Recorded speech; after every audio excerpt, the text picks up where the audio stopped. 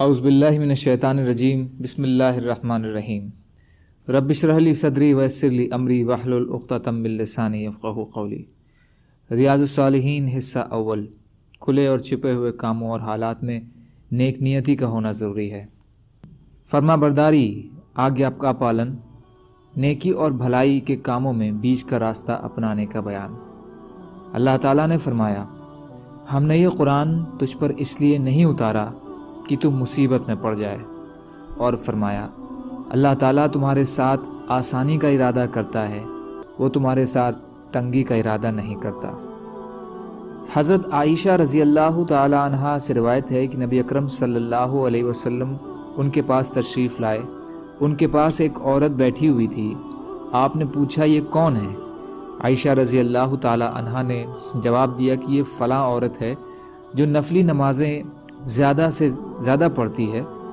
آپ نے فرمایا ٹھہرو، تم اس چیز کو لازم پکڑو جس کی تم طاقت رکھو۔ اللہ کی قسم، اللہ نہیں اکتاتا یہاں تک کہ تم خود اکتا جاؤ، یعنی تم زیادہ عبادت کرنے کی صورت میں اکتا سکتے ہو، اللہ تعالیٰ ثواب دینے میں نہیں اکتاتے ہیں۔ اور اللہ تعالیٰ کو سب سے زیادہ پسندیدہ عبادت وہ فرمانبرداری ہے جس پر اس کو اختیار کرنے والا ہمیشگی کرے۔ بخاری و مسلم۔ یہ تھی کہ زجر روکنے اور ڈانٹنے کا کلمہ ہے۔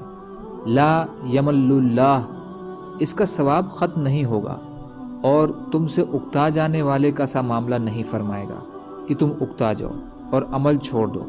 اس لیے تمہارے لیے یہی ٹھیک ہے کہ تم وہ عمل اختیار کرو جس پر تم ہمیشگی کر سکو، تاکہ اس کا ثواب تمہارے لیے اور اس کا انعام تم پر ہمیشہ رہے۔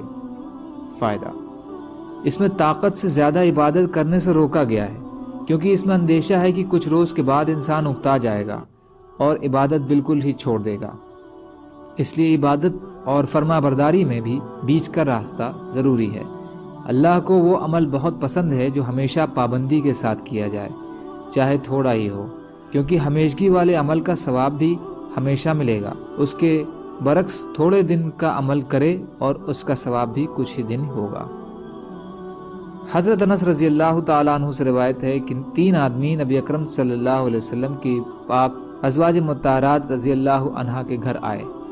ان سے نبی اکرم صلی اللہ علیہ وسلم کی عبادت کے بارے میں پوچھتے تھے۔ جب ان کو اس کی تفصیل بتلائی گئی تو گویا انہوں نے اپنے عمل کو بہت کم سمجھا اور کہا، ہمارا اور نبی صلی اللہ علیہ وسلم کا کیا مقابلہ؟ آپ کے تو اگلے پچھلے تمام گناہ معاف کر دیے گئے ہیں، اس لیے ہمیں تو آپ سے زیادہ عبادت کرنے کی ضرورت ہے۔ چنانچہ ان میں سے ایک نے کہا، میں تو ہمیشہ ساری رات نماز پڑھا کروں گا۔ دوسرے نے کہا، میں ہمیشہ روزے رکھوں گا، کبھی روزے کی ناغہ نہیں کروں گا۔ اور تیسرے نے کہا، میں عورتوں سے الگ رہوں گا اور کبھی نکاح نہیں کروں گا۔ نبی اکرم صلی اللہ علیہ وسلم کو جب یہ باتیں پہنچیں تو آپ صلی اللہ علیہ وسلم تشریف لائے اور ان سے پوچھا، تم نے کیا اس طرح کہا ہے؟ جب اس کا جواب انہوں نے اس بات میں دیا تو آپ نے فرمایا، خبردار، اللہ کی قسم، میں تم میں سب سے زیادہ اللہ سے ڈرنے والا اور اس کا سب سے زیادہ خوف و تقوی دل میں رکھنے والا ہوں، لیکن میں روزے رکھتا بھی ہوں اور چھوڑ بھی دیتا ہوں، رات کو نماز بھی پڑھتا ہوں اور سوتا بھی ہوں، اور عورتوں سے میں شادی بھی کرتا ہوں، تو یہ سارے کام ہی میری سنت ہیں، اور جس نے میری سنت سے منہ موڑا تو وہ مجھ میں سے نہیں، یعنی مجھ سے اس کا تعلق نہیں ہے۔ بخاری و مسلم۔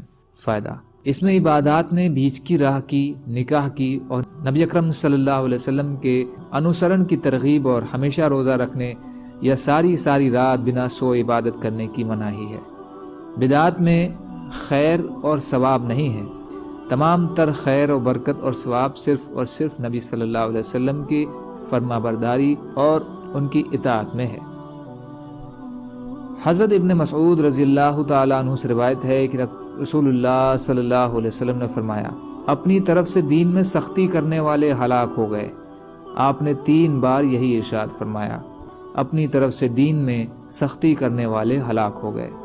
فائدہ، اس سے ان اپاسنوں اور اعمالوں کی کراہت واضح ہے جو بہت سے صوفی وادیوں نے اپنے طور پر گڑھ رکھی ہیں، جن میں بے جا سختی اور سنت نبوی صلی اللہ علیہ وسلم سے الگ راستہ پایا جاتا ہے، اور اسی طرح مسائل میں خود کریت کرنے والے اور بال کی کھال نکالنے والے بھی اس میں آ جاتے ہیں کہ اس قسم کے کام بھی عام طور سے وہی لوگ کرتے ہیں جو سنت و رسول صلی اللہ علیہ وسلم کے اطاعت سے دور ہوتے ہیں۔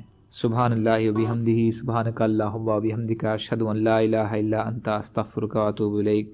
سبحان ربک رب العزت عما یصفون وسلام علی المرسلین والحمد للہ رب العالمین برحمتک یا ارحم الراحمین۔